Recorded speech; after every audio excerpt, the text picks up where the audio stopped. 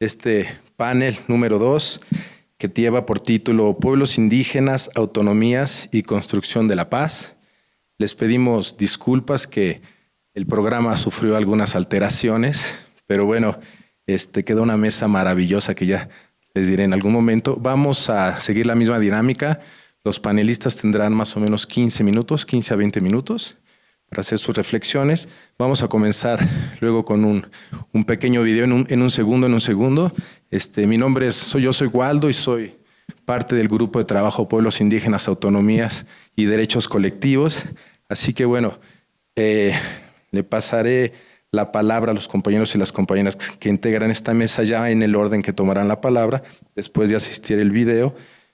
Primero comenzaremos con nuestro compañero Sixto Alexander, después con nuestra colega Claudia Carreón y al final con Laura Rodríguez.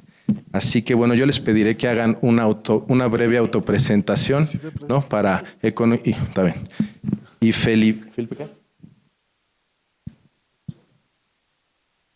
Felipe Tucha, acompañando la mesa. Disculpa, Felipe. Bueno, les pido una breve autopresentación para no gastar todo el tiempo que tenemos hasta el mediodía. Muchas gracias.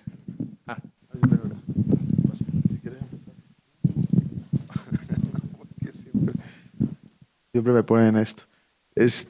Buenas para todos. Muy contento de estar en esta 10ª conferencia de CLATSO, reconociendo siempre la importancia de esta organización, de lo que significa para todos los que pertenecemos a las humanidades y a las ciencias sociales.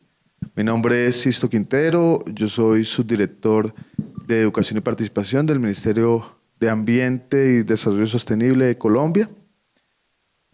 Soy sociólogo, tengo 20 años de experiencia de trabajar con comunidades y movimientos sociales. Empecé con el pueblo Uwa en norte de Santander, después con el pueblo Barí, después estuvimos en el trabajo de derechos humanos con campesinos en la unidad de restitución de tierras, después fuimos parte de la dirección del Movimiento Alternativo Indígena y Social, que es parte de lo que hoy se llama el Pacto Histórico y que fue quien avaló primero en 2018, después en la última elección a Gustavo Petro. Y también hemos trabajado con la JEP, también trabajamos por territorios afro en la Agencia Nacional de Tierras y ahora pues estamos en esta tarea de lo que significa la participación en la educación ambiental. Para el ministerio es sumamente importante estos espacios para poder dialogar y, como decimos a veces, como lanzar línea para la transformación del país. Y hemos luchado durante todos estos años por la transformación junto a los pueblos indígenas. Para nosotros era importante que existiera una representación dentro de este gobierno y hoy nos encontramos con la primera ministra de origen indígena en 200 años de historia republicana del país. Estábamos un poco nerviosos, pensábamos que no lo íbamos a lograr, ya estábamos terminando este gobierno, pero tuvimos la deferencia, el reconocimiento de la lucha de Quintín Lame, de la lucha, inclusive el presidente habla mucho de José María Melo, el único presidente que ha tenido Colombia de origen indígena para el siglo XVIII, para el siglo XIX. Y también pues habla de todo el movimiento social indígena como parte de la transformación que está viviendo hoy, como la base de la transformación que está viviendo hoy Colombia. Muchos hablan de la movilización que hubo a principio de esta década y siempre cuento que nadie recuerda que fueron las mujeres en Vera las que empezaron precisamente, los que puedan lamentablemente recordar, la violación de una niña en Vera en Pueblos Ricos de Risaralda, significó que las mujeres se movilizaran acá en plena pandemia, en medio de la pandemia, en la calle 100 enfrente de lo que es el Cantón Norte, y ahí empieza todo el proceso de movilización. Entonces venimos de todas estas luchas y nos sentimos contentos de poder dialogar hoy sobre un tema tan importante como es el de la paz y de las autonomías de los pueblos indígenas. Doy la palabra a los compañeros. Empezamos con las damas. Bueno, buenos días para todos. Muchísimas gracias por estarnos acompañando en este espacio. Mi nombre es Claudia Carrión. Soy asesora de una organización indígena que está ubicada en el sur de Colombia, que es la Unidad Indígena del Pueblo Agua-Unipa. Trabajo con ellos hace algunos años. Tuve el placer de estudiar bastantes años en México. Tengo el doctorado en Ciencia Política de la UNAM.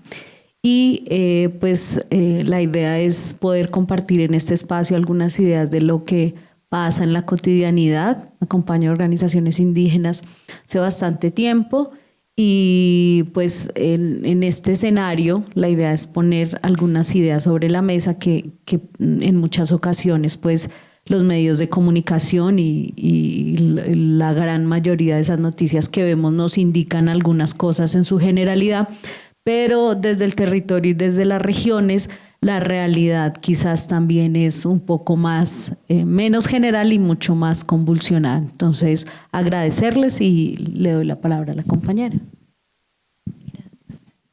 Choa Choa mi vicine, un saludo de armonía y resistencia de parte del movimiento indígena. Nosotros somos la Secretaría Técnica Indígena de la Mesa Permanente de Concertación, el escenario de más alto nivel de concertación entre gobierno indígena y gobierno nacional.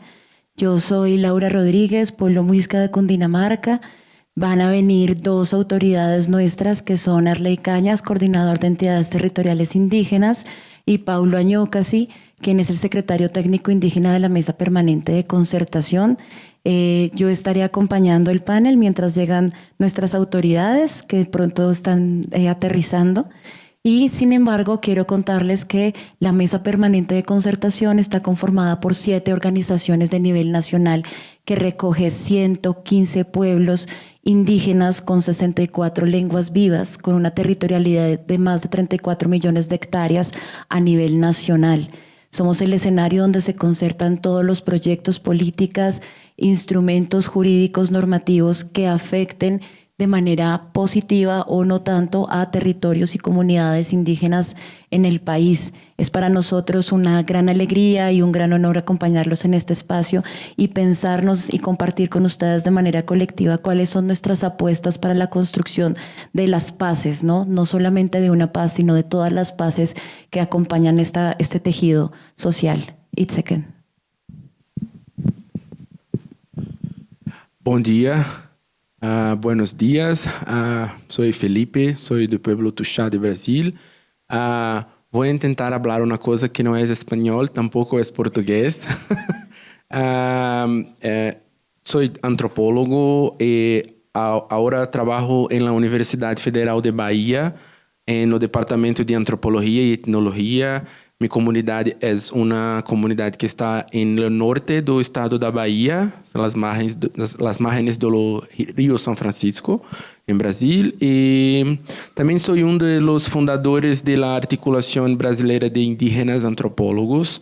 Y estoy muy contento de estar aquí con ustedes. Es mi primera vez en Colombia y ha preparado una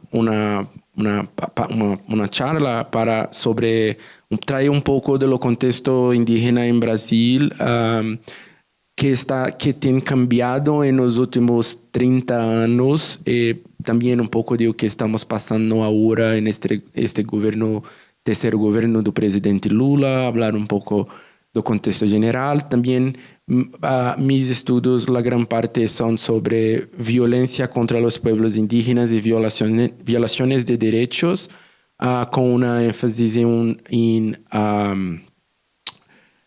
políticas afirmativas para indígenas en un ensino superior y cosas así. Muchas gracias. Bueno, muchas gracias por presentarse. Vamos a pasar un video muy rápido, que menos de 2 minutos, y después ya le pasaré la palabra al compañero Sixto.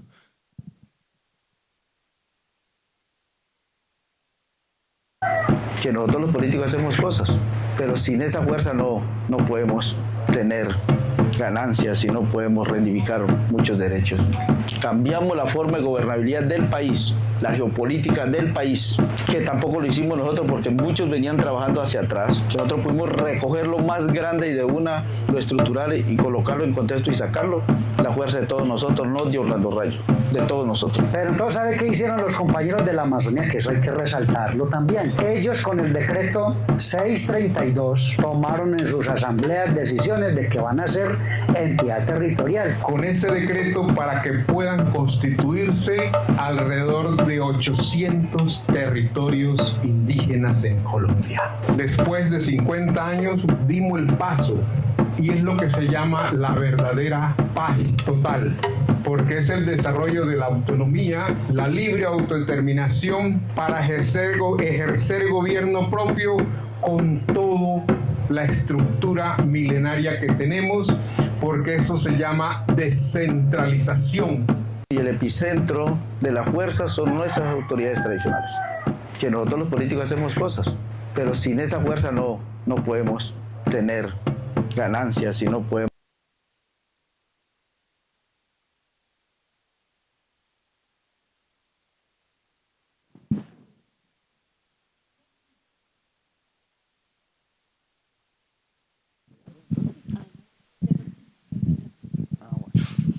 Entonces, uno de los compañeros, y creo que eso es más importante la palabra de ellos. Yo quiero dar como un contexto de la construcción teórica que hemos hecho durante todos estos años en la experiencia política alrededor de la resistencia, la pervivencia y la supervivencia de los pueblos y de todos aquellos que hacemos parte de los movimientos sociales para la transformación de Colombia.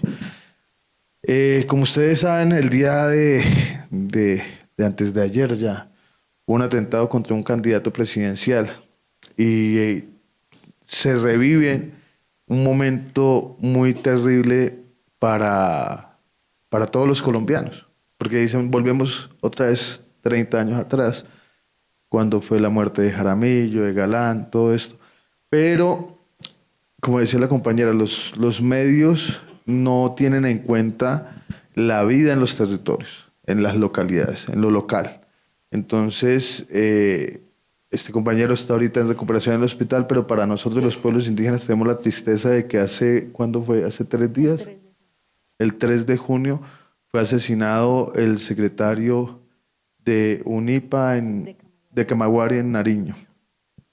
Y así, desde el 2016 se están registrando por parte del Observatorio de la UNIC más de 55.000 víctimas del conflicto dentro de los pueblos indígenas. Pueblos que representan pues más o menos, digamos numéricamente el 3% o el 4,3%. Ustedes saben que hubo una masacre estadística, entonces es difícil a veces dar ese nombre porque hay entre los números que dan los pueblos y los que da el Estado, pero más o menos 4,3% de la población nacional. Es decir, y si revisamos, no somos un número tan alto, pero en los números de victimización sí somos altos. Desde que se hizo este proceso de paz con las FARC, que se supone que iba a traer paz a los territorios, se siguen presentando afectaciones de manera continua. Y acá hay una construcción de resistencia, o sea, sobre la palabra resistencia, que los pueblos indígenas están construyendo las autonomías en medio de un mar de balas, en un mar de afectaciones, en medio de asesinatos, en medio de desplazamientos, en medio de violaciones, en medio del uso de la mujer como botín de guerra, en medio de cosas que son muy difíciles. Yo el año pasado estaba trabajando con la JEP recogiendo nada más el caso del Chocó y básicamente uno tenía que pedir un psiquiatra porque esto es inhumano. Y la cuestión es la cosificación que ha habido alrededor de los medios de comunicación y de la política tradicional colombiana, en donde asesinar compañeros indígenas, campesinos, negros, comunidad LGTBI es como un relato anecdótico y no como una violación de derechos humanos. Y ese es lo que nos enfrentamos en Colombia y en toda Latinoamérica. A eso es que nos enfrentamos. Pero la resistencia, esa palabra, tiene que convertirse en un digamos, en un axioma de una conceptualización fuerte. Debe ser un concepto fuerte para poder explicar todo lo que ha hecho los pueblos indígenas durante más de 500 años para poder pervivir. Y ellos guardan la memoria de una forma increíble. Yo siempre cuento en el pueblo Uwa la forma en que ellos recuperaron los títulos coloniales. Los títulos coloniales ha sido un instrumento de lucha en Colombia para la recuperación, buenas, para la recuperación de los territorios. Resulta que había una antropóloga, que acá estamos con compañeros antropólogos, que se llama Ann Osborne, y recogió el canto de las tijeretas para traducir lo que es cómo se determina el territorio Uwa, que va desde el Cocuy hasta el Pico Bolívar en Venezuela, en Mérida, Venezuela. Y ese canto dura 3 días, y en los cantos intermedios, hacen intermedios donde hacen cantos, y en un canto otra antropóloga que se llama Ana María Falchetti le pareció muy curioso porque era un canto donde los Uwa quedaban en el aire, quedaban sin tierra, sin nada, y estaban muriendo como en una especie de vacío. Y un ser ancestral llega y les devuelve la tierra. A ella le suena muy curioso el nombre y identifica que no es una palabra Uwa y le parece castiza. Entonces viaja a la biblioteca de Indias en España y empieza a probar y encuentra que en el siglo XVII había un nombre parecido de un señor que les había llevado los títulos coloniales. Ella inmediatamente informa al pueblo Uwa y ellos salen a recuperar este título colonial. Le dice, está en Sogamoso, está en tal lado, y ellos salen a recuperarlo, y con eso se fortalece la lucha por el territorio en el pueblo Uwa. Ellos guardaron en un canto durante 300 años esa información. Y eso es como un indicador de lo que significa la resistencia. La resistencia que empieza a crear conceptos para fundamentar la lucha. Y todos saben muy bien que son 4 conceptos que ya los están recogiendo otros movimientos sociales, que son territorio, identidad, autonomía y unidad. Y es a partir de esos 4 conceptos fundamentales que se puede confrontar la guerra, que hay algo que es común y es que no nos pertenece. Los conflictos no nos pertenecen.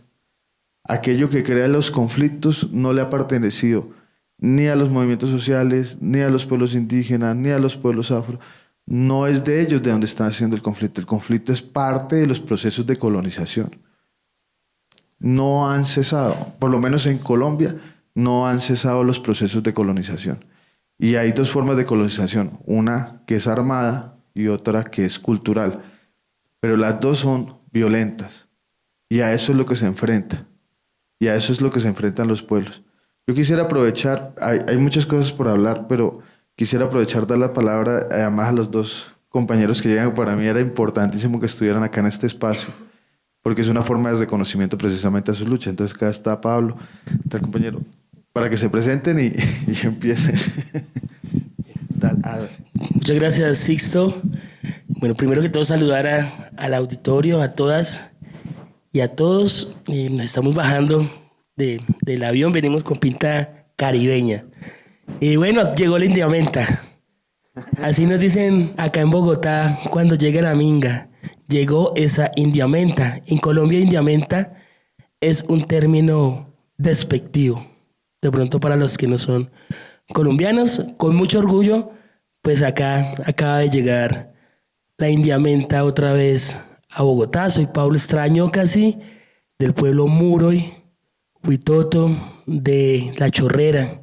Para nosotros es el centro del territorio, que es algo de lo que vamos a hablar, donde está el Comuymafo, que es el hueco de origen de donde nosotros nacimos y salimos como humanidad.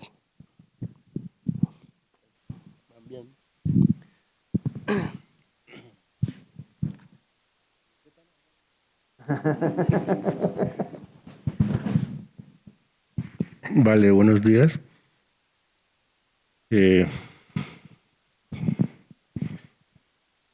Los pilares de las malocas son contundentes. Son temas importantes, saludarlos. Venimos de estar en nuestros ejercicios en el proceso y en el movimiento. Gracias por la invitación y pues la idea es que charlemos. Creo que hablar siempre es importante. Filtrar el pensamiento a través de los diálogos pues nos va a permitir que nos reconozcamos en la gran diversidad que tiene nuestro país, ¿no?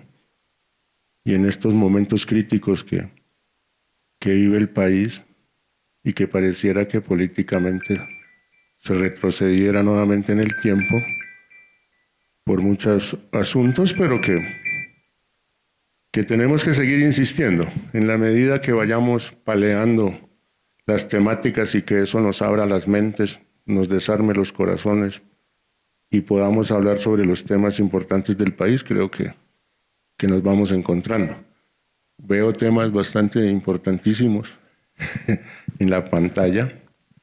El movimiento indígena, a través de largos años de lucha, hace unos pocos días, semanas atrás, conquistamos un asunto importante que es el tema de la puesta en funcionamiento de los territorios indígenas, donde logramos unas competencias y unas funciones como entidades territoriales, y eso es verdaderamente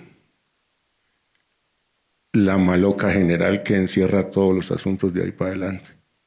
Desde allí se puede hablar paz, territorio, ambiente y cualquier temática pues que tenga que ver con el país y con nuestro territorio. Era solo una presentación, ¿cierto? No.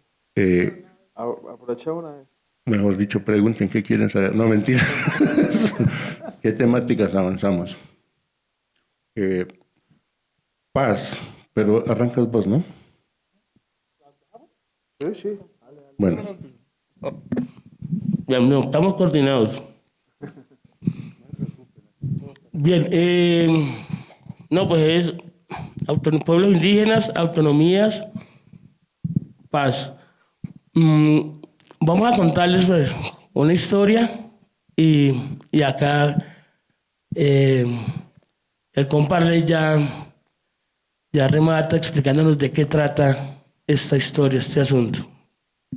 Desde la Constitución del 91, nosotros como pueblos indígenas hemos sido reconocidos como sujetos constructores de un Estado-nación a partir de un articulado que está pues distribuido en todo el cuerpo constitucional, siendo fundamental el preámbulo, el artículo 1, 2, 7, el 246, que ese vamos a hablar, que corresponde a jurisdicción especial indígena, el 286, 287, 329, 331, 330. Son números, los pueden revisar luego los que no son de este país. Los que son de este país pues se saben la Constitución de memoria y saben de qué estamos hablando. Sobre ese articulado, los pueblos indígenas hace 34 años tenemos unos postulados que nos determina la ruta, el rumbo hacia la autonomía territorial, hacia la puesta en marcha de nuestro gobierno propio, para que avancemos y nos desarrollemos en nuestra autodeterminación a partir de una jurisdicción, es decir, de unos territorios, con unas formas propias de gobiernos basados en unos sistemas de funcionamiento que nosotros le llamamos sistemas de pensamiento. ¿Me van siguiendo o vamos muy rápido? Que como todos los días hablamos de eso, entonces, ¿sí? Vamos, la llevamos, ¿no? Bien, entonces esa es la primera capita. Y es con esa remata él.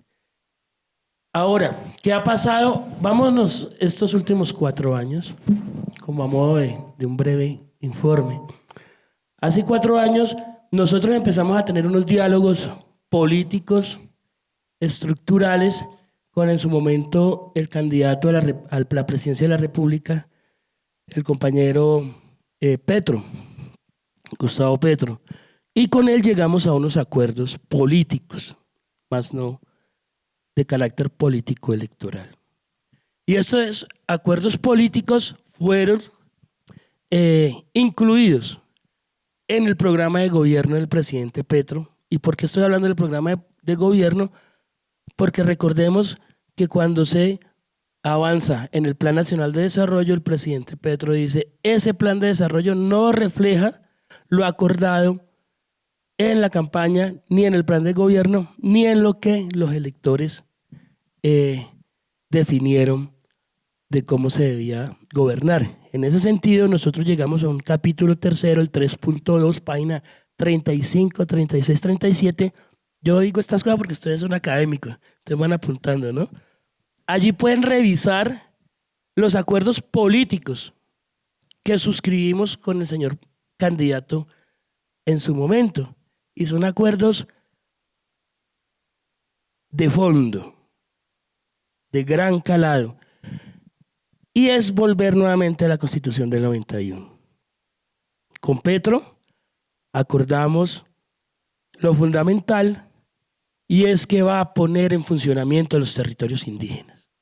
Es decir, el análisis sistemático de la Constitución del 91, basado en un artículo transitorio, que es el artículo 56, que le da al presidente de la República las condiciones especiales para poder decretar, siempre y cuando el legislativo no lo haga, y no lo ha hecho durante 34 años de una manera sistemática, el que nosotros podamos tener unas entidades territoriales indígenas. Ahí estamos hablando de autonomía, y ahora vamos a ver por qué de paz. Entonces, con ese acuerdo político, pero también fundamentado en una línea jurisprudencial de la Corte Constitucional, que en sendas fallos y sentencias de una manera constante, desde la Constitución de Oro, cuando estaba nuestro maestro también de los pueblos indígenas y con quien desarrolló en parte la Constitución, Carlos Gaviria, y estos magistrados, hasta el año pasado, la Corte le ha dicho al gobierno y al legislativo, necesitamos que legislen. A tal punto, y el desespero y de ver que este gobierno paupérrimo, ¿cierto? Que esta sociedad también, pues porque el legislativo representa a la sociedad paquidérmica, no avanzaba, empezó a decirle al gobierno, los pueblos indígenas, sus territorios, sus gobiernos son territorios indígenas puestos ya en funcionamiento. Es decir, constitucionalmente ya estamos reconocidos. Lo que necesitábamos era la membresía, el reconocimiento oficial por parte del gobierno nacional, y es algo pues que se ha venido logrando. En ese sentido, el acuerdo político que quedó en el programa de gobierno de Petro está en ese programa de gobierno, pero también esa puesta en funcionamiento de los territorios tiene, como decía Arley, 4 estantillos. Nosotros pensamos en términos de Maloca, y los 4 estantillos que sostienen esa gran casa son diferentes sistemas de pensamiento que tenemos. Uno de estos sistemas, y que fue el primero que logramos, es el correspondiente, 5 minutos, es el correspondiente a las autoridades ambientales indígenas, que es el sistema ambiental. Vamos más rápido. El otro estantillo es el sistema de educación propia. El otro estantillo, el tercero, el sistema de salud propia e intercultural. El cuarto estantillo son nuestras justicias propias. De esos 3 sistemas hemos avanzado en 3. Nos ha tocado la pelea en diferentes momentos, y un cuarto, que es el de justicias, ya pasó la discusión en la Comisión Primera del Senado, teniendo amistades tan profundas nuestras como son nuestra amiga Paloma Valencia y la Cabal. Entonces, nos hemos dado la pela, nos hemos dado la discusión y hoy ese sistema de justicia pasa a plenaria pues para que lo podamos discutir. Sé que tal vez no en esta legislatura no avancemos, pero ya tenemos allí pues radicado estos preceptos. Con decir que tenemos estos avances en estos 4 sistemas no quiere decir que nunca hayamos tenido los sistemas. Siempre los hemos tenido, los hemos ejercido, los hemos trabajado desde hace 13.000 años, que creo que la arqueología dice que estamos aquí hace 13.000 años, ¿cierto? O 15.000. Bueno, 15.000. Bueno, desde allí, desde ese momento, nosotros venimos ejerciendo nuestros sistemas propios de pensamiento. Hoy los estamos poniendo a dialogar, tal como lo plantea la Constitución del 91, con el Estado y esperamos también con el resto de la sociedad. Esto ha sido difícil con este gobierno, el hecho de un acuerdo político que hicimos con el presidente, con el candidato, no con el presidente. Cuando es presidente la cosa cambia y la relación cambia y esto no ha sido como los medios de comunicación lo han planteado, esto no ha sido fácil.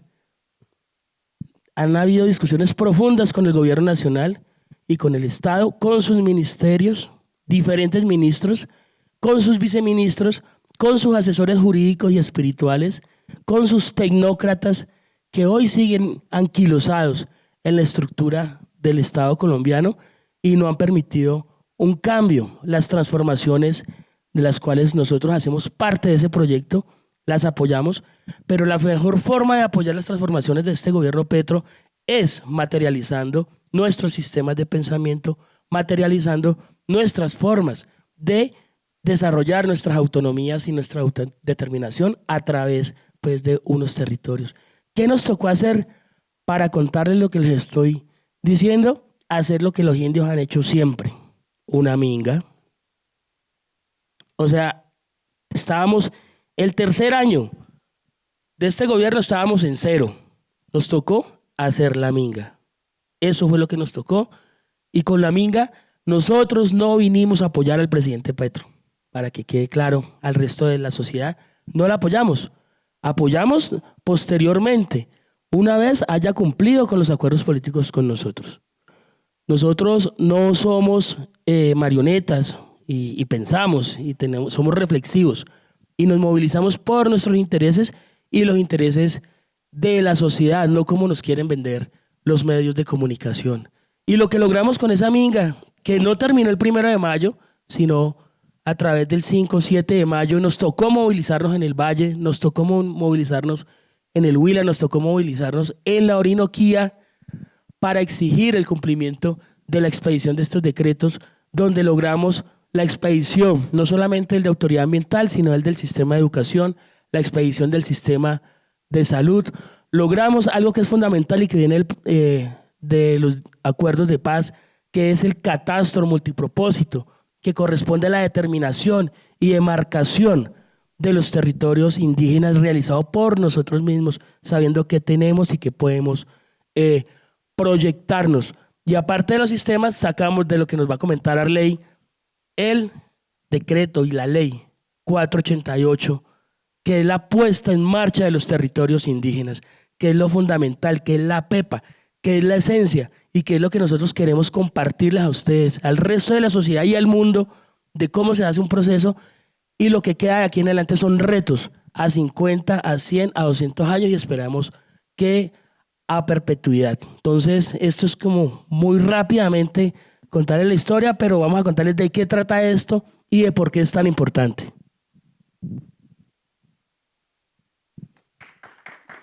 Aplausos, eso, Paulito, por favor. Vale. Gracias, Pablo. Claudia, que fuimos sentando sin saludarla, Ole, qué pena. Agradecerles a todos nuevamente. Quiero, antes de entrar en materia del 488, que es como donde podríamos hablar si eso se materializa en que estamos avanzando en paz o obviamente en autonomía en el marco de los sistemas de pensamiento de los pueblos indígenas. La paz, vamos a tratar de tirar algunas líneas, ya que nos invitaron a la charla. La paz.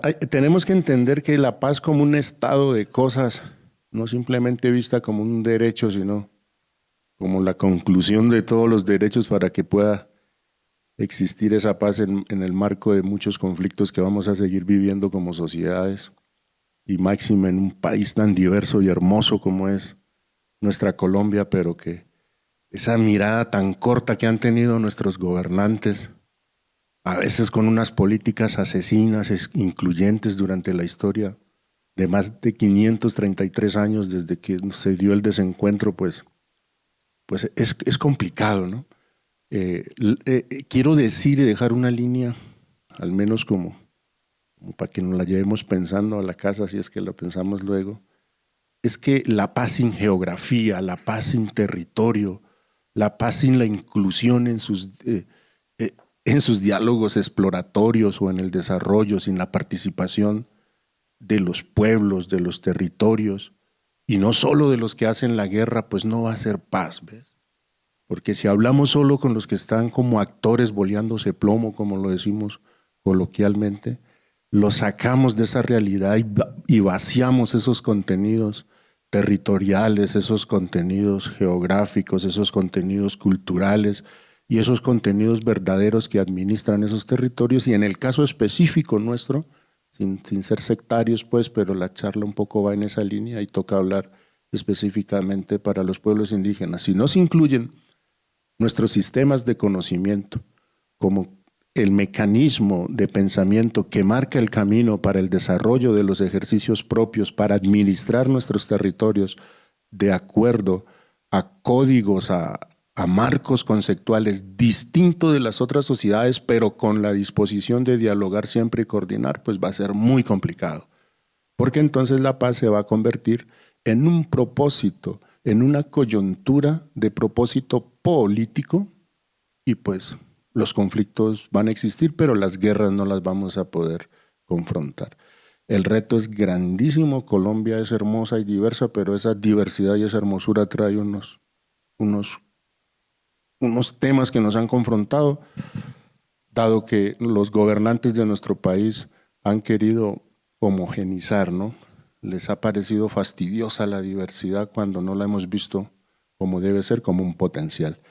Eso nos generaría mayor autonomía sin duda en nuestros territorios, y ahí entro un poco a compartirles específicamente en lo que pensamos que le aporta sin duda alguna a la paz, y es en el escenario de lo que hoy tenemos. No el movimiento indígena colombiano. El movimiento indígena colombiano, si bien ayudó a que esto se diera, esto es una lucha de todos los territorios, de miles de personas que han perdido la vida, hombres y mujeres, viudas, niños huérfanos, desde esos 533 años que han estado dando la pelea. Nosotros llegamos en un momento como amazónicos, que hoy en día estamos en parte del movimiento indígena, y dimos unas discusiones, agarramos todas esas luchas de todos esos actores y logramos algo que se tenía que desarrollar hace 34 años según el mandato constitucional, y que se nos habían legislado en contra y que se nos habían negado simplemente. ¿Qué se logró hoy en día? Lograr poner en un decreto ley o en un decreto con fuerza constitucional que los territorios indígenas, en el relacionamiento con las demás entidades de acuerdo al 286 constitucional, tenemos las mismas competencias, si así lo queremos nosotros, las mismas funciones y ese mismo relacionamiento, pero eso ya estaba mandatado en la Constitución del 91, solo que no se había logrado ese desarrollo. Hoy en día se logró. Está a través del decreto 488 del 2025. Eso es una conquista importante. ¿Por qué? Porque es nivelar un poco, por así decirlo, estos 34 sin irnos a 533 años atrás, pues, para que no nos vean como tan resentidos socialmente. Estos últimos 34 años los nivelamos con esta norma, que se logró ahí sí, para los que les gustan esas líneas bonitas de energía y resistencia, utilizando todas las formas de lucha. utilizando en su proporción todas esas formas, desde los mambiaderos, cancurúas, sistemas de pensamiento, hasta la movilización como fuerza física para poder lograrlo. ¿Qué se ha logrado allí? Se ha logrado, por así decirlo, desde una mirada formal, la mayoría de edad, por así decirlo, y ponerlo como en un símil, en un tema de parangón con los grupos etarios humanos, ¿cierto? Tenemos mayoría de edad.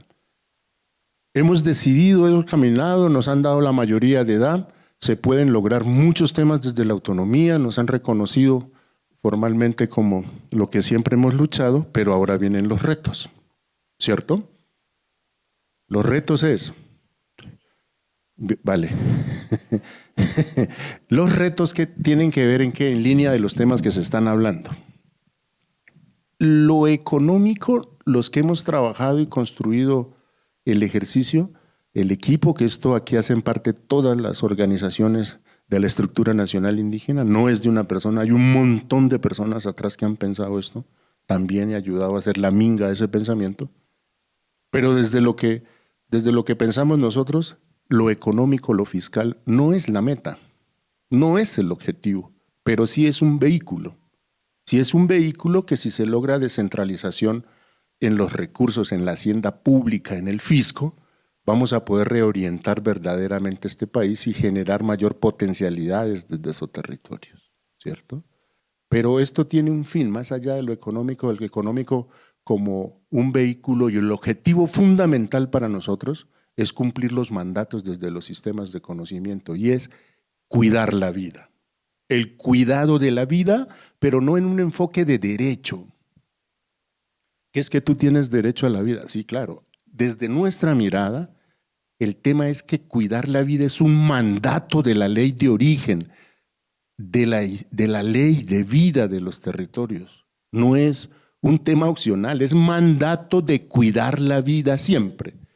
Si usted tiene un mandato desde su historia de origen, desde sus sistemas de conocimiento para cuidar la vida en un territorio que debe ser administrado desde unos sistemas de conocimiento propio, por un gobierno propio, pues el desarrollo en ninguna acción, ni política, ni administrativa, ni ambiental o todo lo sectorial que quieran desarrollar, puede atentar contra la vida, ¿vale?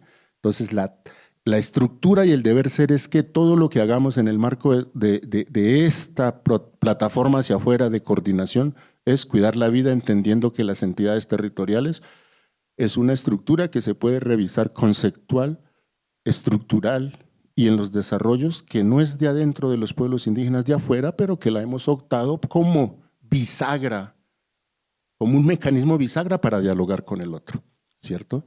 Eso es importante tenerlo en cuenta. 4 nomás. No.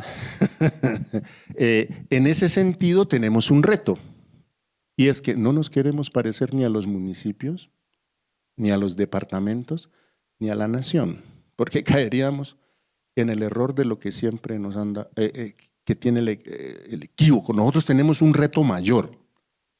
Si los municipios no irradiaban los derechos y la garantía de derechos de nuestra indiamenta, como nos dicen acá afuera, en toda la extensión del territorio, nosotros sí tendríamos que llegar a hacerlo, porque el reto es hacerlo mucho mejor, hacer un buen gobierno con un sentido humano, y esto, ya que tenemos poco tiempo, lo quiero concluir un poco en un sentido. No estamos diciendo que nosotros seamos, ¿cómo es que ustedes dicen afuera? ¿Peritas en dulce? No.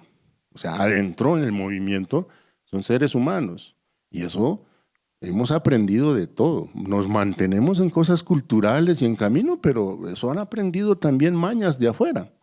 El tema es cómo desintoxicamos, cómo curamos el territorio, cómo sanamos el territorio desde esa nueva mirada de gobernar, y una forma de sanar y curar el territorio es empezar a caminar y fortalecer desde lo propio todos los años de lucha, 533 años que hemos dado, es la descolonización política de las estructuras de gobierno en nuestros territorios como un mecanismo de sanación, de curación de ese territorio. No es fácil, el reto es mayor, porque nos van a dar duro en la calificación también de las acciones. Cuando descentralicemos salud, no vamos a poder justificar que es que los otros tienen en cobertura en un territorio solo el 70%. A nosotros nos toca llegar al 100% porque es nuestro indiamiento, porque somos nosotros los que nos duele.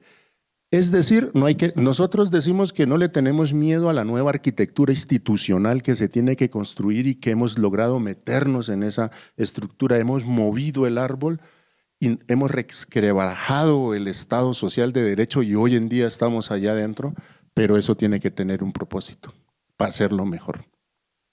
¿Listo? En ese sentido, creo que es la conquista más allá de mirar la norma, la pueden revisar si les interesa y están libres en algún momento de sus vidas, pero aquí nos necesitamos dialogar, continuar dialogando como sociedad.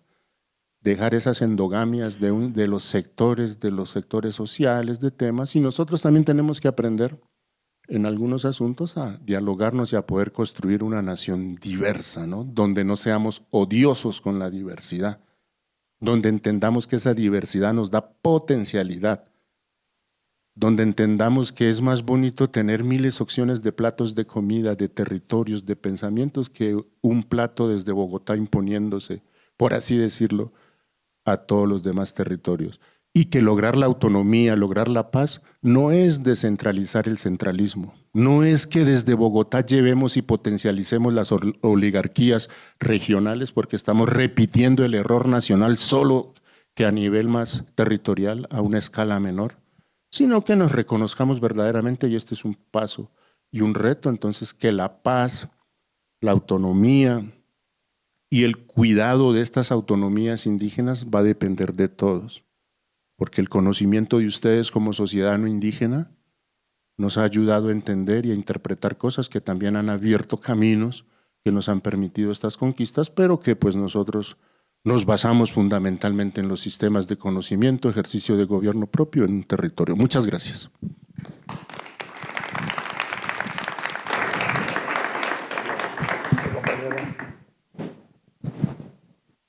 Muchísimas gracias. Pues pensaría uno que en Colombia, un país que ha pasado tantos años en guerra, con más de 16 procesos de paz encima, somos muy expertos en la construcción de paz.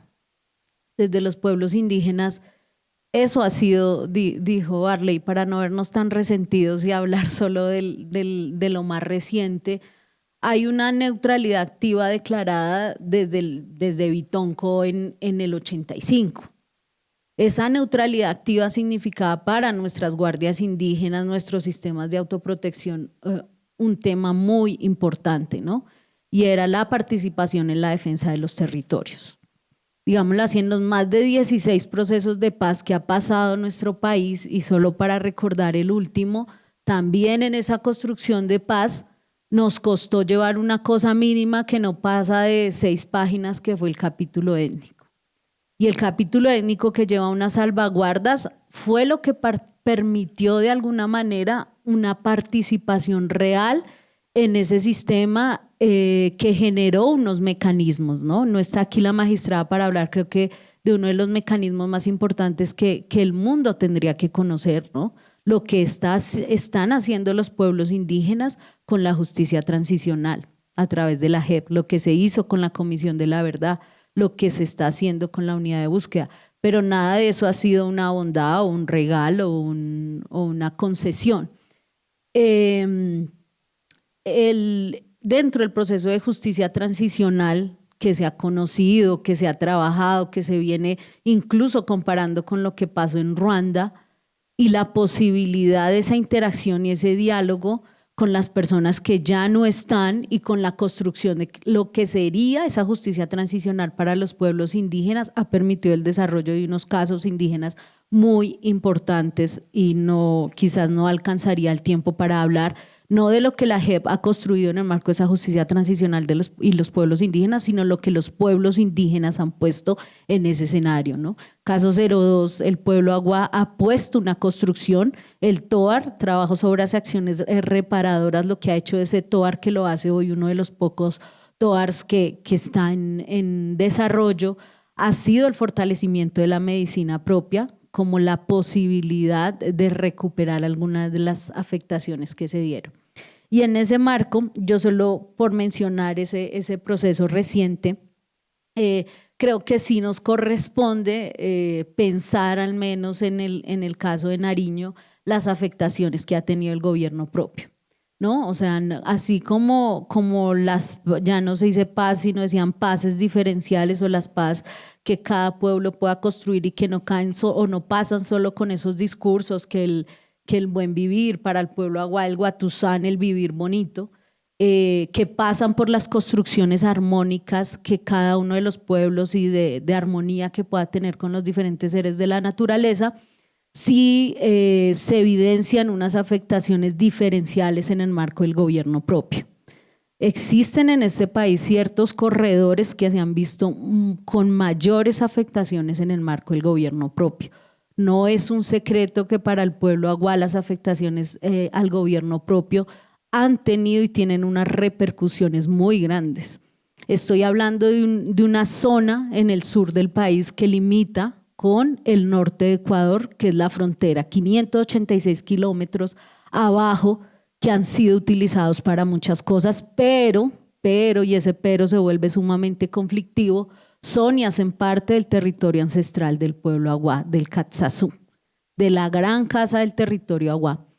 Y esas afectaciones han sido diferenciales para el pueblo Aguá y han sido insistentes en el gobierno propio. El pueblo Aguá registra más de 1.400 hechos de afectaciones, donde el primer lugar lo ocupa un fenómeno muy innovador en la guerra, que es un reclutamiento intracomunitario, un reclutamiento de menores intracomunitario que suma una cifra que para hoy sigue sin un registro real, ¿no? Porque el subregistro del reclutamiento en nuestro país es muy grande, pero que afectó al gobierno propio en sus posibilidades de reproducirse y reproducir a la juventud como esos líderes que venían a fortalecer ese gobierno propio. Un territorio que está minado en todo el cordón fronterizo, en el donde han caído no los mayores sabedores, los que saben cómo curar ciertas enfermedades, los que poseen el conocimiento, los que fueron minados los sitios sagrados, donde iban los mayores a practicar diferentes conocimientos y saberes y a reproducirlos a las nuevas generaciones, en un ejercicio que se mantenía. Esas afectaciones especiales que han reproducido más de 100 asesinatos para el pueblo Aguá, y no muy ajeno, porque recientemente lo mencionaba el compañero, se asesina también de una manera repudiable al coordinador general de la organización Camagüey, y eso se convierte en toda la tragedia de un pueblo que ya la Corte declaraba desde 2009 en un peligro de exterminio físico y cultural. Pero no ha sido solamente por estas afectaciones, sino por la ocurrencia de más de 13 masacres en las cuales ha existido y existe una disposición efectiva frente al nivel de reproducción de este pueblo, no solo coartando sus vidas, sino coartando incluso 2 bebés no nacidos del cuerpo de las mujeres para ser arrojados a los ríos. Entonces, esto solo para no ser, digamos, como incisivo en lo amarillista, genera una indignación, creo y considero bastante válida para un pueblo, y en el marco de esas conversaciones y eso que se ha llamado construcción de paz en nuestro país, entonces se habla de la posibilidad de ahora, después del acuerdo de 2016, de la construcción de una paz regional, ¿no? De paz regionales donde, hay que decirlo abiertamente, en este momento hay 2 procesos de paz abiertos, ¿no? Está el proceso con el ELN que está pausado y está el proceso con las disidencias, pero se habla que Nariño puede ser un gran ejemplo para conversar en el país de construcción de paz. Un pueblo, un Nariño, que es la entidad municipal, la entidad departamental o provincial para algunos, donde se puede hablar de esa construcción de paz y donde puede quizás posicionarse una construcción de paz que sea inclusiva, ¿no? Y que incorpore esa diferencia cultural. Es Nariño entonces con esos intereses donde se dice, no, es que, y resulta el discurso más cómodo porque es que allá hay unos intereses del narcotráfico.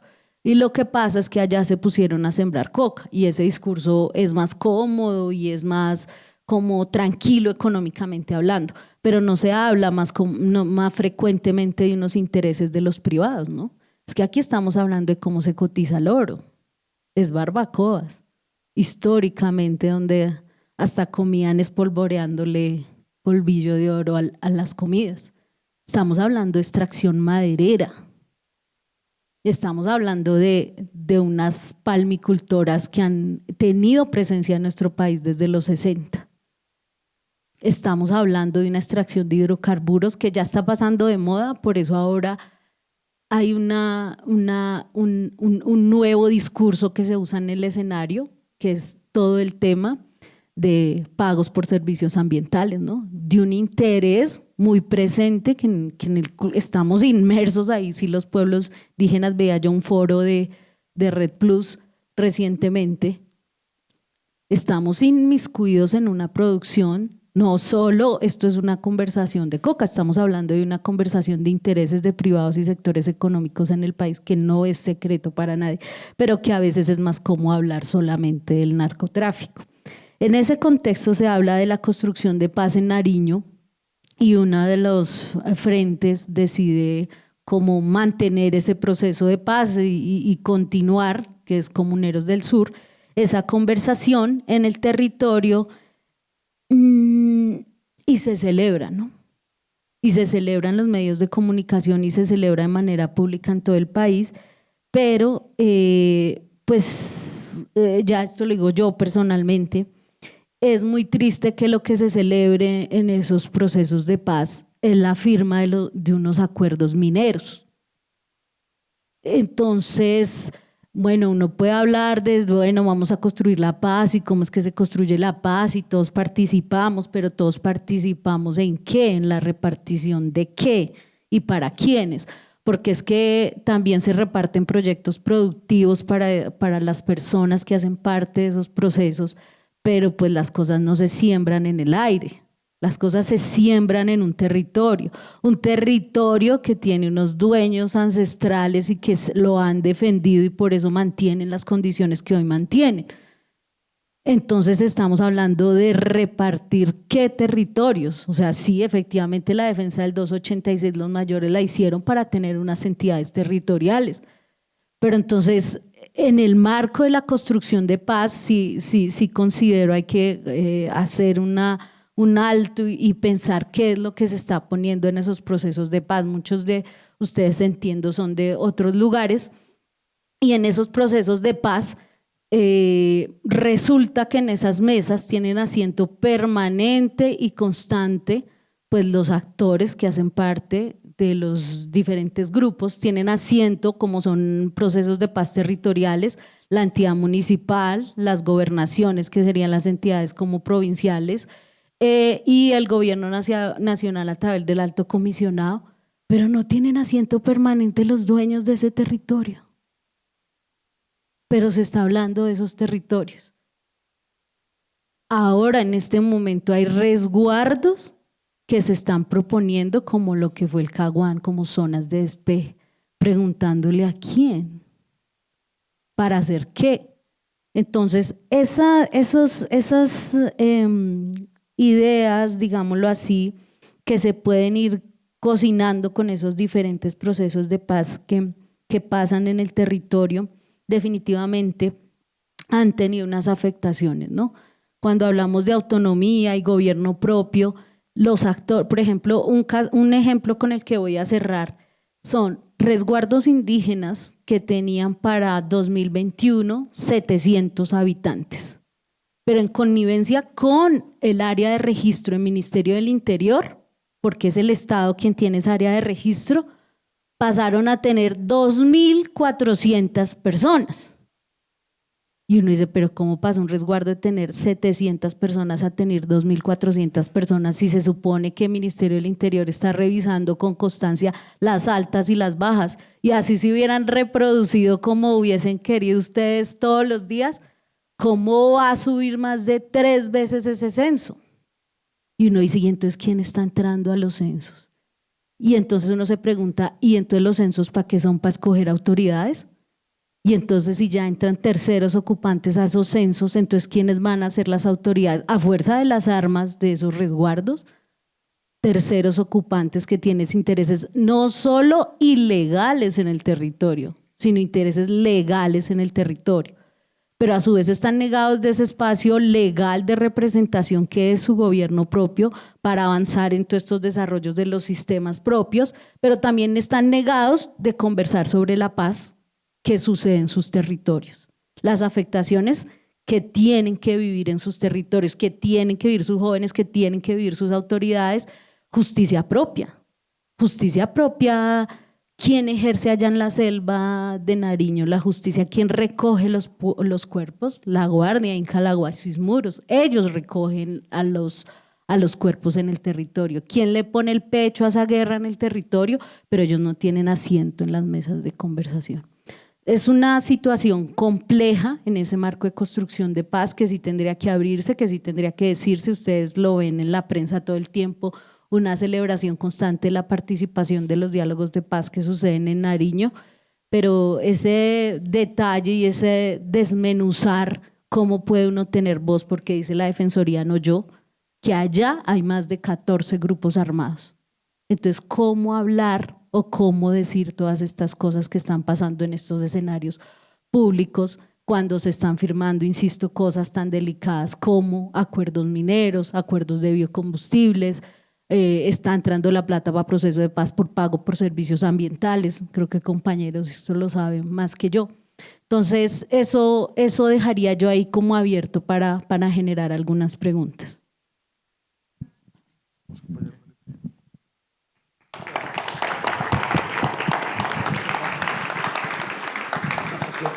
Ok, gracias.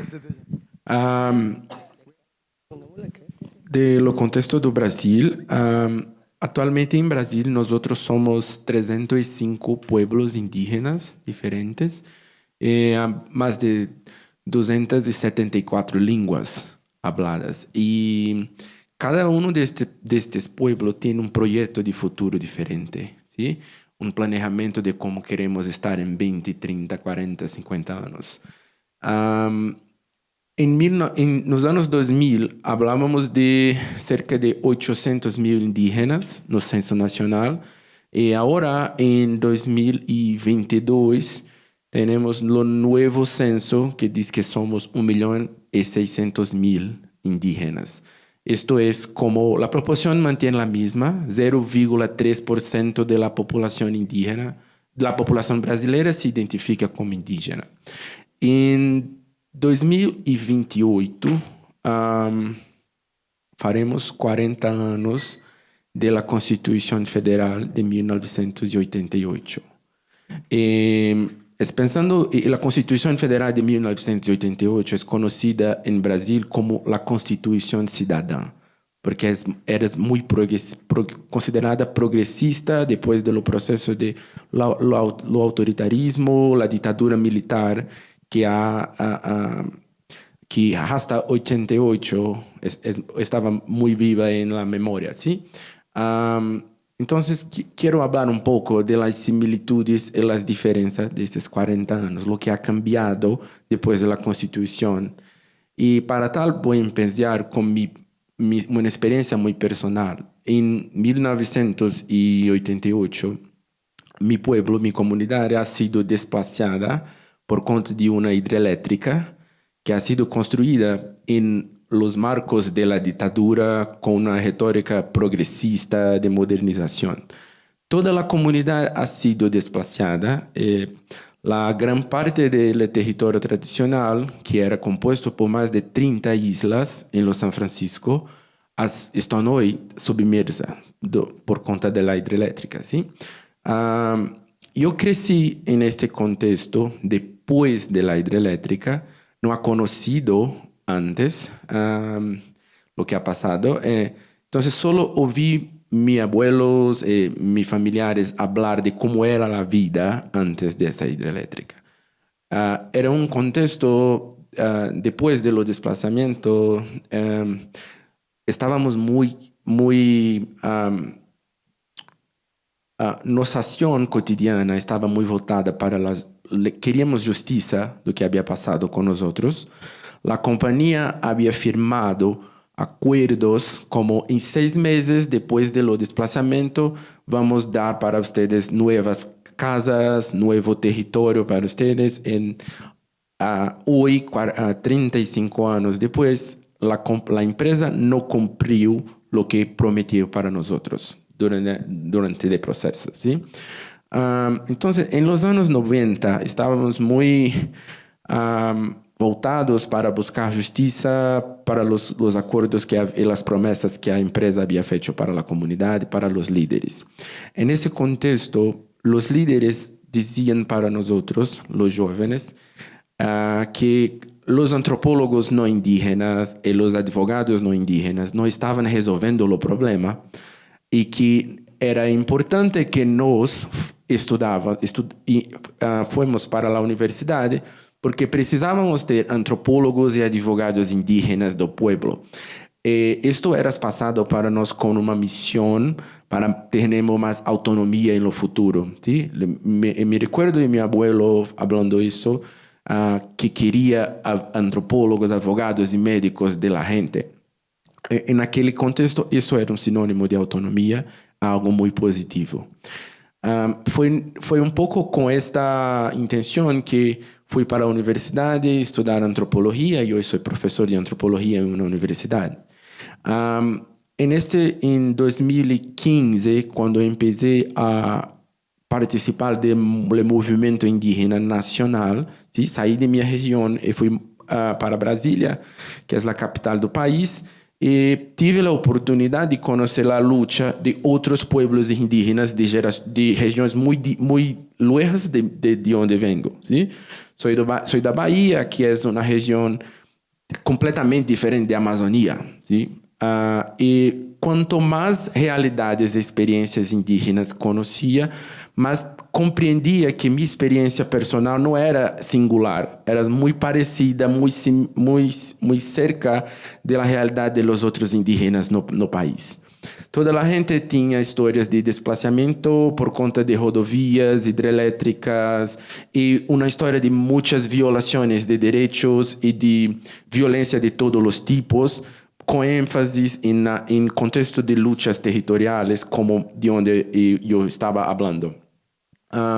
Por conta dessas experiências semelhantes, meu interesse cresceu de escrever meu trabalho acadêmico sobre violência e violações de direitos indígenas, e também foi quando a situação em Brasil estava muito pior para os indígenas depois do impeachment da presidenta Dilma, quando os fundamentalistas religiosos e grupo de conservadorismo agrobusiness também estava mais forte no Congresso, e também grupo mais armamentista que defendia a facilitação de la gente ter acesso a armas. Este grupo estava associado e muito forte no Congresso. Foi nesse contexto que Bolsonaro se elegeu como presidente. Eu estava escrevendo minha tese e queria falar de violência. Em lo mesmo tempo, a articulação dos povos indígenas do Brasil, a PIB, ha hecho uma decisão de escrever uma denúncia contra o presidente Bolsonaro por genocídio indígena e protocolar esta denúncia no Tribunal Internacional de Haia, the International Criminal Court, ICC. Estava na universidade escrevendo sobre isso, e os advogados indígenas da PIB me invitaram para escrever minha tese sobre esse processo. Eu queria que eu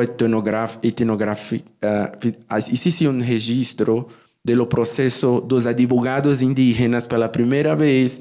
Esta era a primeira vez que o Tribunal Internacional receberia uma denúncia feita por uma organização indígena por genocídio.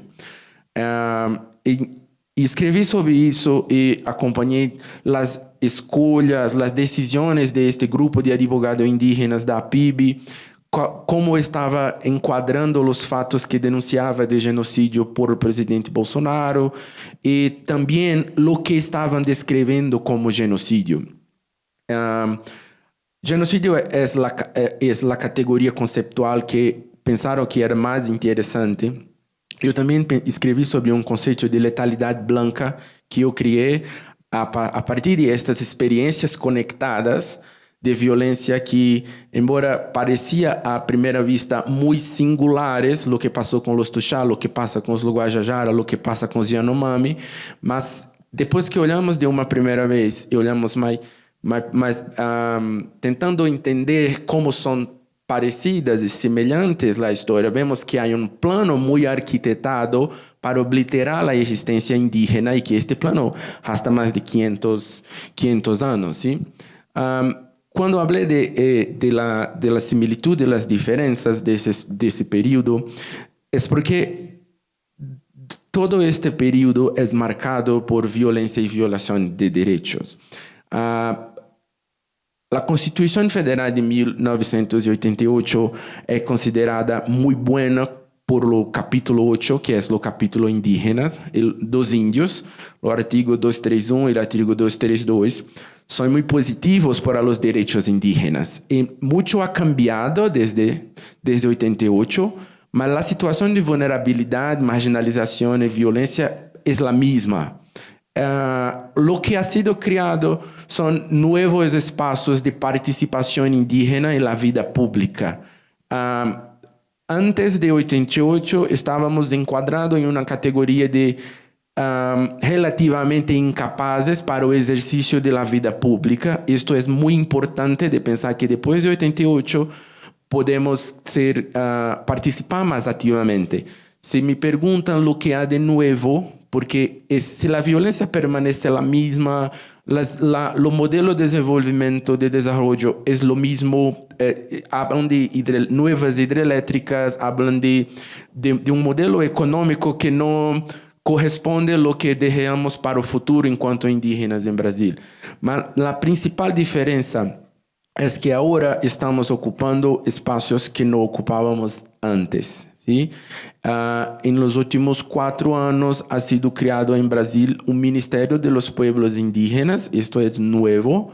La ministra Sônia Guajajara, la primera ministra indígena del país, es una mujer indígena de la Amazonía, mas también la Fundación Nacional de los Pueblos Indígenas también es coordinada por una mujer indígena, Joênia Wapichana, que es advogada también. Y la pasta de la salud indígena también hay un indígena, Veibe Tapeba, que é o coordenador.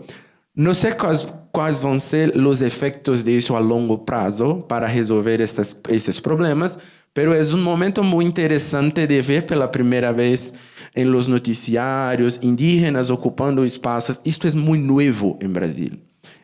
Isso é um efeito direto das políticas afirmativas. Quando falamos de paz, ¿sí? Eu queria dizer que essas pessoas estão pensando em uma paz indígena que não há como falar de qualquer possibilidade de paz sem a demarcação de território. Isto é a grande similitud do que perpassa todo esse tempo. Às vezes pensamos que o governo está tentando criar uma distração para nós, porque avançamos em muitas partes da vida e os direitos sociais, como educação universitária, escolas indígenas. Em minha comunidade, na escola indígena, todos os professores são indígenas, toda a gente é indígena. Mas quando falamos de demarcação territorial, é onde o grande problema permanece. E cambia os governos, e essa é a situação principal, que coloca os obstáculos para pensarmos de fato o que seria uma possibilidade de paz. Para mim, a paz fora dos Tuxá é viver em nosso território, que esse território seja demarcado e os direitos a ele sejam assegurados pela política pública. Gracias.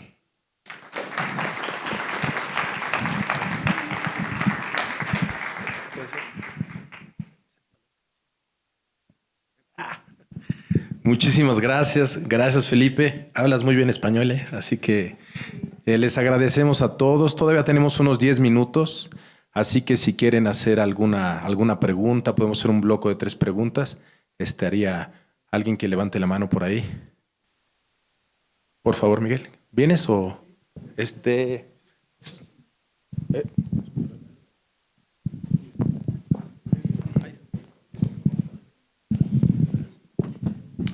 Muchas gracias. Mi nombre es Miguel González, de Nicaragua, pero vivo y trabajo en Canadá.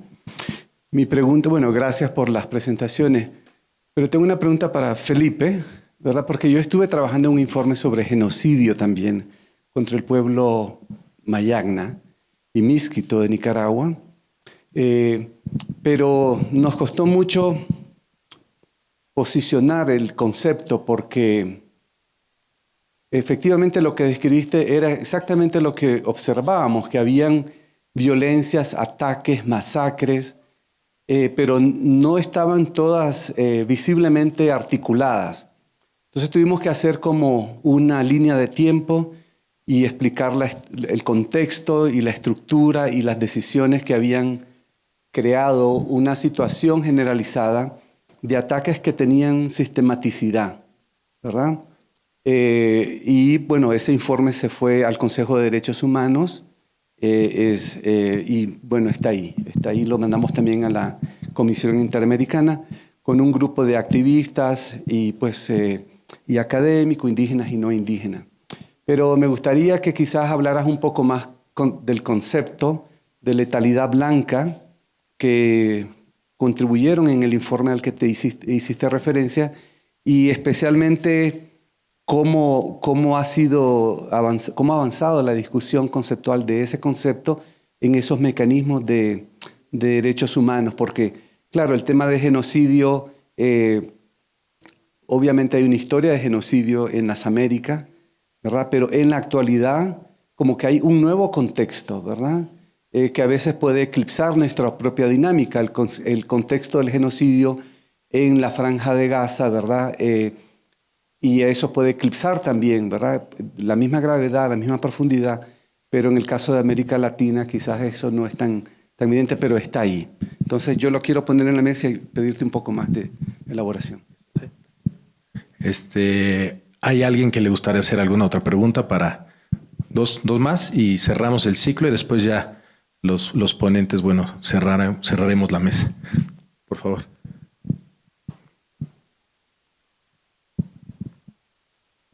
Gracias, muchas gracias por la intervención. La mía es conectando un poco la charla de ustedes tres frente a los entes territoriales y la situación de conflicto y paz.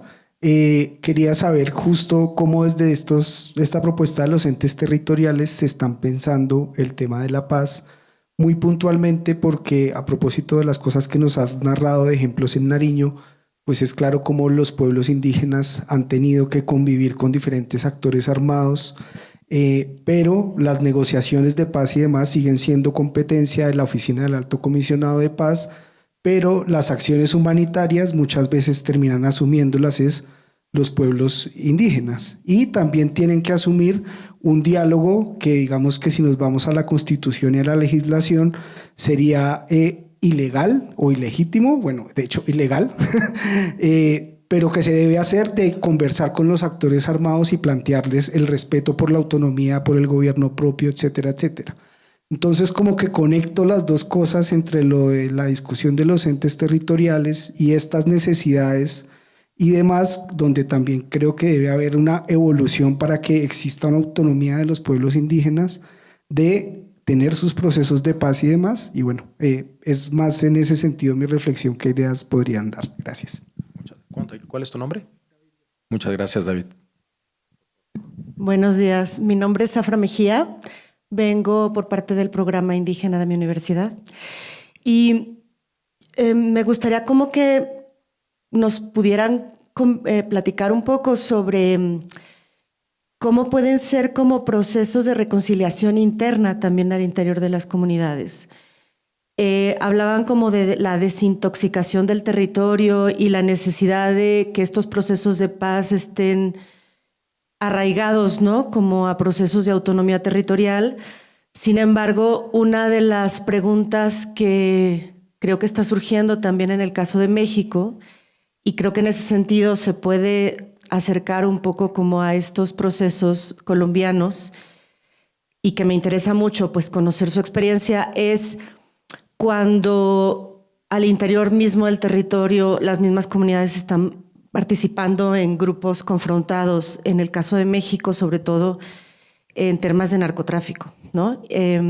Ustedes hablan como de la minería, ¿no? Y creo que en ese tipo de casos, bueno, es muy brutal, pero también se tiene como más claro a ese otro que está despojando el territorio, pero cuando es parte de la misma comunidad, ¿no? Creo que por ahí mencionaron un concepto que lo busqué, pero no lo recuerdo muy bien, como de la neutralidad total o algo así.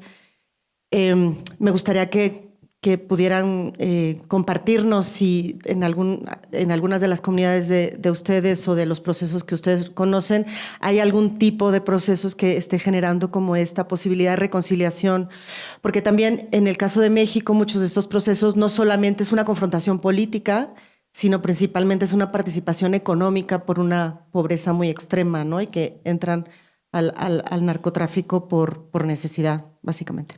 Muchas gracias. Gracias. Bueno, hacemos la última pregunta. Buenos días, gracias a todos, todas. Mi nombre es Adriana, yo soy colombiana, pero estoy trabajando ahora en colaboración con comunidades indígenas en Bolivia. Y hemos venido apoyando un proceso de autonomías indígenas en Bolivia con todas las dificultades que esto implica. Y mi pregunta va precisamente a esto que mencionaban los compañeros de esas dificultades de crear autonomía y de no parecerse a un municipio o a esas estructuras municipales o estructuras departamentales, provinciales o nacionales. Y lo que nos hemos dado cuenta, lo que ha estado pasando en el proceso es que nos quedamos en ese mismo ciclo y cuando están tratando de construir sus propios procesos, terminamos en lo mismo, en esa conceptualización muy municipal, muy provincial. Entonces, no sé si tienen algún tipo de reflexiones o ideas hacia dónde podemos ir.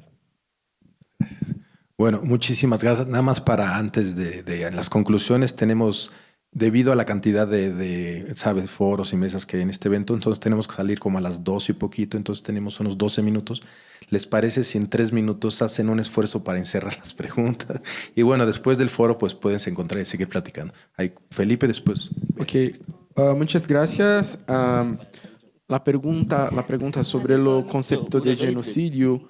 Una cosa que decían mucho cuando estábamos preparando para escribir la denuncia es que el Tribunal Penal Internacional no era un tribunal de derechos humanos, que había una diferencia entre accesar la Corte Interamericana o otros derechos y otras cortes de derechos humanos, porque lo ICC era un tribunal que investiga individuos.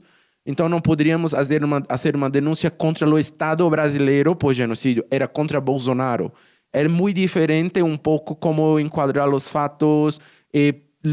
A retórica penal, de investigação penal, passa por outros procedimentos. Mas uma coisa, a nível conceptual, uma coisa que era uma novidade e que usamos muito era o conceito de ecocídio. Havia un termómetro que decía que ecocidio estaba muy fuerte en los discursos internacionales, obviamente por cuenta de la cuestión de mudanza climática, ambiental. Eso fue una estrategia que tuvimos cuando construimos la comunicación. Yo pienso que el concepto de genocidio es el concepto apropiado, no precisamos sacarlo ecocidio para hablar, pero políticamente era interesante decir que los pueblos indígenas son aquellos que menos destruyen la floresta y que la política de Bolsonaro era una política ecocida contra el medio ambiente. Una otra cosa que ha dicho sobre el conectar las situaciones, esto era importante porque normalmente cuando hablamos de genocidio, decimos como genocidio Yanomami o genocidio Guarani Kaiowá es para un pueblo, pero esta comunicación era genocidio indígena en Brasil, era para todos los pueblos. Lo texto había algunas situaciones que eran más críticas, como Yanomami, Guarani, Munduruku, estaban divididos en la narrativa, pero lo proceso que tentamos hacer es un proceso de genocidio indígena perpetrado por el presidente Bolsonaro, y estaba como muy fuerte en aquel momento. Ahora no sé cómo eso va. Se va a seguir en una investigación, porque lo ICC apenas investiga países que las instituciones democráticas están en descrédito. En aquel contexto era la verdad de las instituciones en Brasil, pero hoy con el presidente Lula la normalidad de las instituciones están un poco más establecidas, ¿sí? Mas el concepto de letalidad blanca no ha sido necesariamente utilizado, estaba más en el plano académico como una producción para circular en los campos de los estudios de genocidio. ¿Sí? Muchas gracias.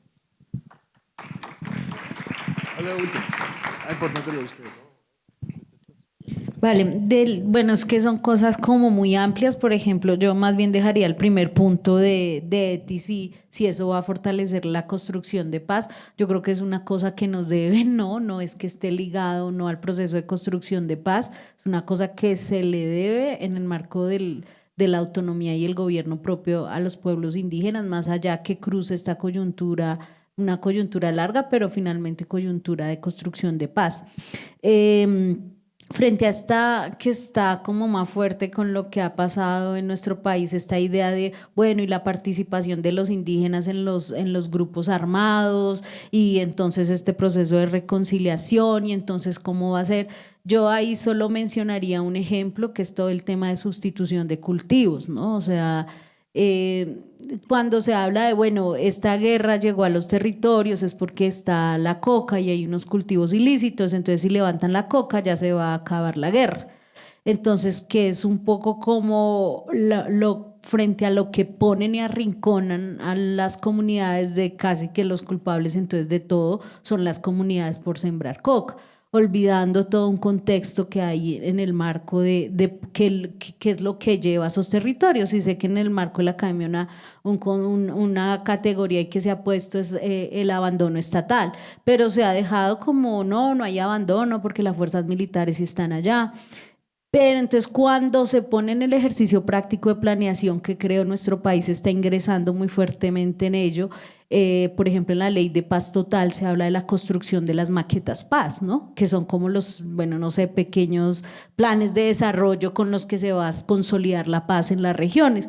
Entonces cuando se habla de estas maquetas paz, por ejemplo, de la zona de Abades en Nariño, el primer punto que sale es infraestructura. Entonces hablemos de puentes, porque en esa selva no hay, hablemos de vías, porque esa gente no tiene como en un marco, una cadena de valor, sacar una yuca o un plátano, porque eso cuesta mucho, se mueren pasando esos ríos súper anchos para llegar a la escuela o a un hospital. Entonces dicen, no, pero ¿y qué tiene que ver esto con la sustitución de cultivo? Hablemos de cuántas hectáreas usted va a erradicar. Y es como, no, hablemos de cuántos kilómetros de vías que usted le va a poner placa huella. Y es un ir y venir en esas priorizaciones de lo que implica, digámoslo así, esa palabra, idea de reconciliación, y cómo nos incorporamos todos y sanamos algunas cosas para que esto funcione. Entonces, en esa idea surgen cosas muy, muy importantes, como es el tema de infraestructura y el tema productivo, el tema de los sistemas propios productivos que no están considerados, y más en estos lugares que no son de agricultura, son pueblos nómadas o seminómadas.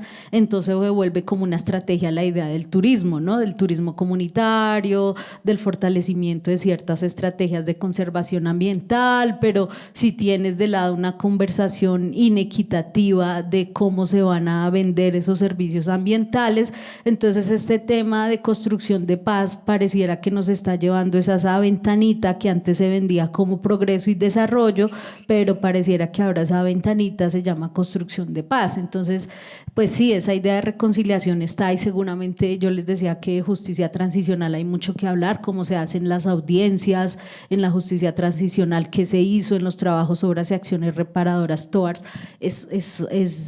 puede dar luces a eso, pero creo que sería como una conversación más larga.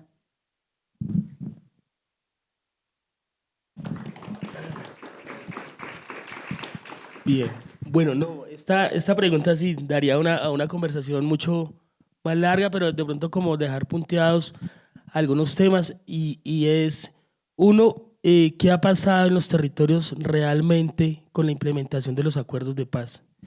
Y eso tiene unas aristas. Uno que viene desde el gobierno, un gobierno que posteriormente no quiso saber nada de la implementación de los acuerdos de paz, y un gobierno actual que en gran medida durante casi 3 años desconoció esos acuerdos de paz, y eso desconfigura las territorialidades. Y en segunda medida, ¿qué son estos nuevos diálogos de paz? Como bien le decías, la participación de los territorios en los diálogos de paz no ha sido evidente, y esta construcción de paz se ha hecho nuevamente desde el centro, con las cabezas guerrilleras o los altos mandos, pero no con la gente. El movimiento indígena ha siempre exigido la participación real y directa en los diferentes escenarios de diálogos de la paz total. No hemos tenido una respuesta ni una interlocución con el Oti Patiño o la anterior consejera para la paz.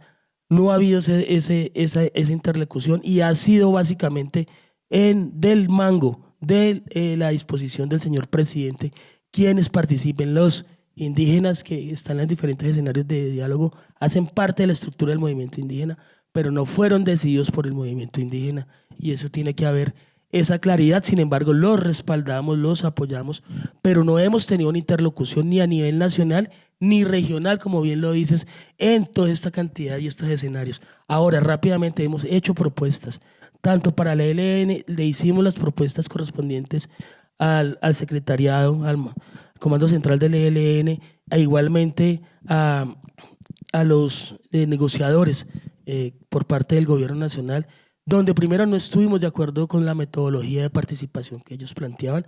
Nosotros le planteamos una ruta territorial de participación desde nuestras autoridades, desde nuestras comunidades y sobre unos territorios que realmente estaban afectados. Les presentamos un mapa diciéndoles dónde nosotros necesitábamos tener esos diálogos urgentes, porque analizamos y hemos hecho una propuesta al gobierno nacional. Hay unas cuestiones que son de carácter inminente, como bien lo planteabas, hay cuestiones que son de carácter humanitario, aspectos que la Guardia Indígena siempre ha hecho una cantidad de acciones de recuperación de nuestros menores, recuperación de nuestros líderes. Ha tocado ir al centro de la montaña, de la selva, a recuperar las personas que han sido secuestradas por estos actores armados, y de la misma manera se han hecho acuerdos y pactos territoriales con los actores armados que, como bien lo decías, no son legales, pero sí son muy legítimos en términos territoriales. Por lo tanto, tenemos varias propuestas territoriales,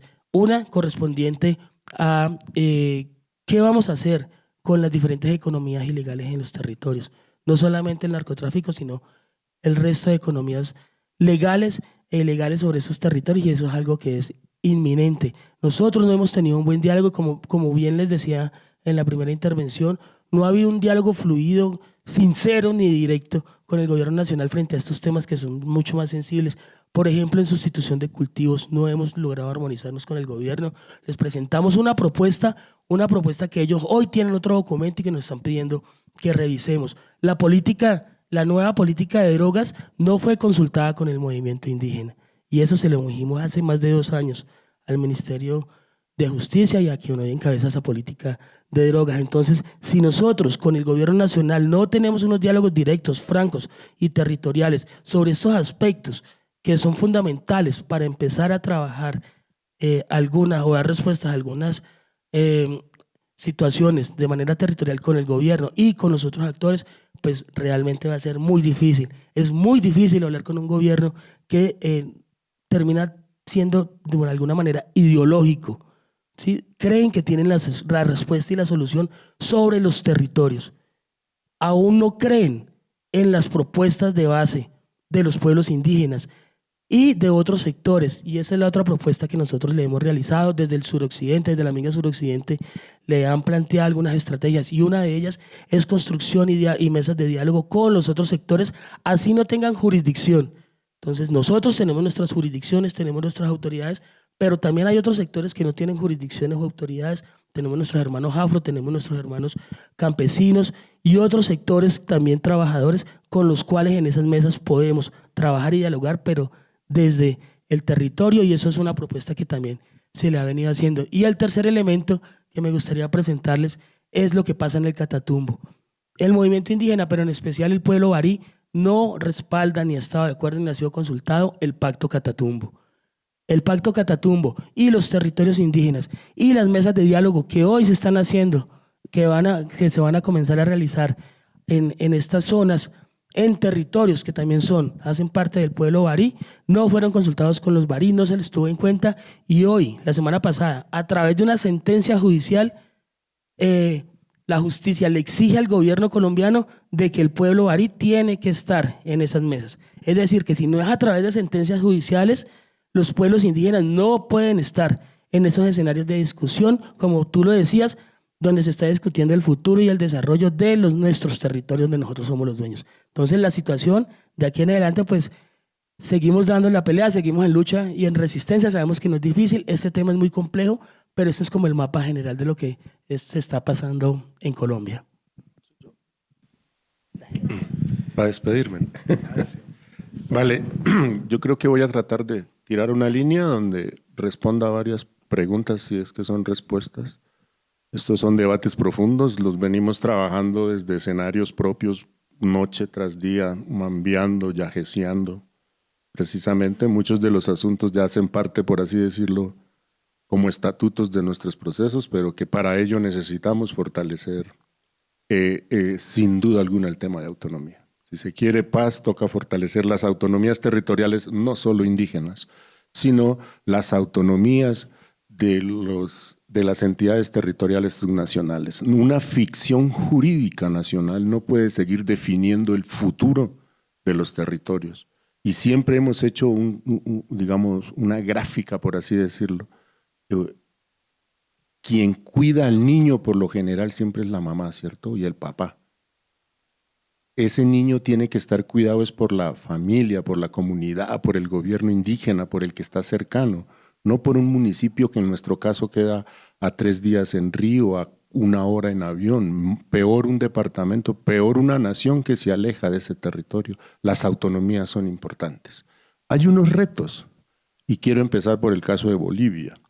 Nuestro reto y nuestro asunto fundamental es cómo no caer en la trampa del sistema, y eso lo hemos discutido fuertemente y largo tiempo, y es que nosotros no estamos peleando, nuestra lucha y nuestra resistencia en materia de autonomía no es para manejar el botín que manejan los otros, no es para cambiarnos de ropa y ponernos la que se ponen los otros en ese sentido figurado para querer hacer, no es para cambiar de ladrones, no es para cambiar de personas que lideren injusticia, es otro sentido. Si bien tenemos que seguir coordinando ese ejercicio, es hacerlo de una manera propia. Y eso, por fortuna, los pueblos indígenas, creo que de Latinoamérica, pero lo hablo con toda la contundencia en Colombia, guardando algunas proporciones donde la historia de Colombia, donde la historia de la conquista, donde la historia de la colonización, donde esas empresas colonizadoras de conquista han trastocado muchos asuntos, es decir, hay pueblos que están más cerca a temas urbanos, no es culpa de ellos, hay que trabajar y avanzar en esto, pero hay territorios que mantienen sus sistemas de conocimiento, como por un ejemplo, por así decirlo, no solo porque somos de allá, la Amazonía, por ejemplo. Todo el ejercicio de gobierno parte de los sistemas de conocimiento propio, que al lograr autonomía no estamos queriendo aplicar hacia adentro lo de afuera, sino continuaremos haciendo ejercicios propios hacia adentro, y que las entidades territoriales son como bisagras, como puente de diálogo para que eso que está afuera no es que sea malo. No todo lo de afuera es malo. Lo de afuera hay cosas buenísimas que pueden ayudar. Por ejemplo, en materia de salud tendremos que seguir demandando servicios de afuera, pero hacia adentro vamos a hacer prácticas también nuestras que hemos traído y lo de afuera vamos a coordinarlo y saber qué se deja entrar a territorio y qué no. Hoy en día, digamos, ese es el sentido. Lo otro, que tiene que, es decir, en el caso de Bolivia, voy a empezar de atrás hacia adelante. En ese caso es nuestro reto, no parecernos al otro. Esta lucha no es para parecernos al otro, no es para manejar dinero, simplemente. Lo decía cuando comencé en la mañana, el dinero es un vehículo, pero no puede ser el objetivo, la meta, porque caemos en la trampa de una sociedad que ha perdido unos valores fundamentales frente a la vida.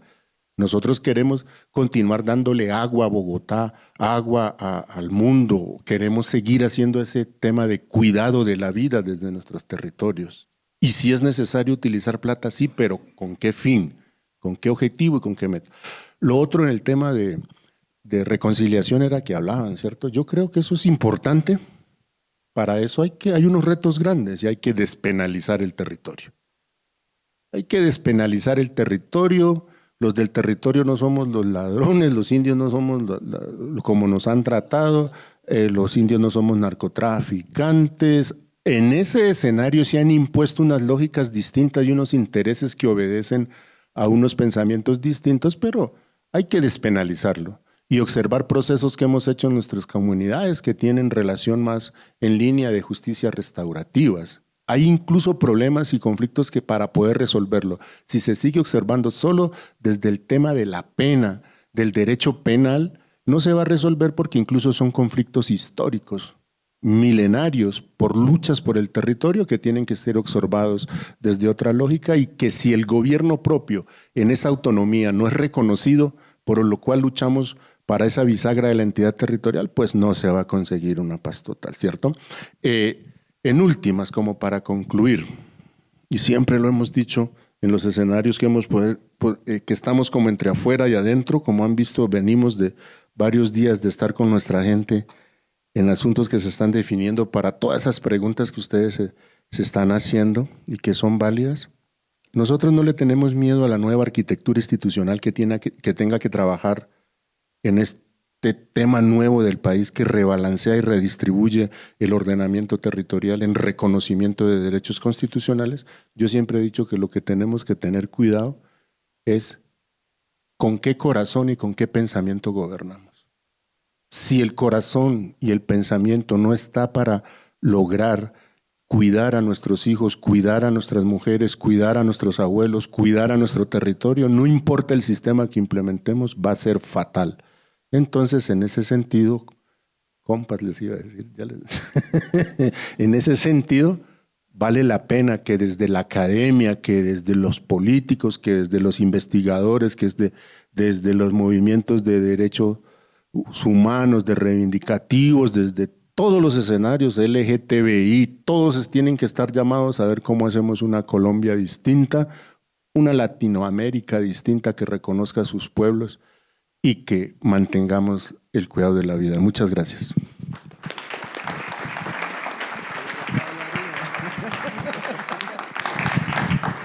Bueno, ya para dar como una conclusión sobre cosas que no pude hablar, pero era lo que traía un poco, que es como una construcción que hay, que se ha venido haciendo a partir de este caminar de los años de los pueblos.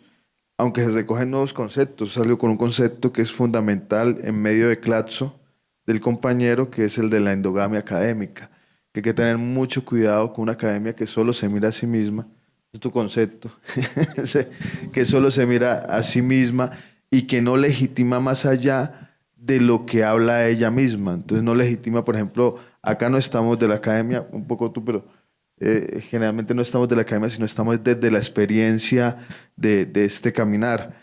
En ese sentido, lo que encontramos es que el territorio es el eje en el que se tiene que estudiar esta paz y esta autonomía. Es sobre los territorios, pero que esto es diverso. Lo que nos hemos enfrentado, como nos dice la compañera y como también decimos al principio, es a una serie de extractivismos que nos han traído dos fenómenos muy comunes, que son el genocidio y el etnocidio. Y tenemos que hablar de los genocidios, no del genocidio, sino de los genocidios, así como hablamos de muchos pueblos, porque acá tenemos Murui, Huitoto, que sufrieron todo el tema de la Casa Arana. Los Aguas están sufriendo actualmente un genocidio. Hablamos del genocidio Guayú, hablamos del genocidio de hace 100 años del pueblo Bari, que estabas hablando tú ahorita, donde perdieron el 90% de su población. Hablamos del genocidio en Vera. O sea, son muchos los genocidios que nosotros no estamos reconociendo y simplemente los englobamos en palabras generales. Pero hay una propuesta. Los pueblos indígenas son un sujeto político. Y una vez le escuchaba a uno, le pregunté a una autoridad indígena, ¿y cuál es la propuesta? Decía, son muchas propuestas, pero básicamente nombrémosla como minguerismo. Y decías tú la importancia de la minga en la transformación de la política, de la situación real y concreta de los pueblos. Entonces hay un minguerismo, pero son muchos, porque los guayú hablan de Yanama, acá los sicuane hablan de Unuma, los Embera hablan de Minca, los Bari hablan de Dunku. O sea, son varias formas. ¿Por qué? Porque hay una propuesta, como decía uno de los padres de la independencia, Simón Rodríguez, que hablaba de la toparquía.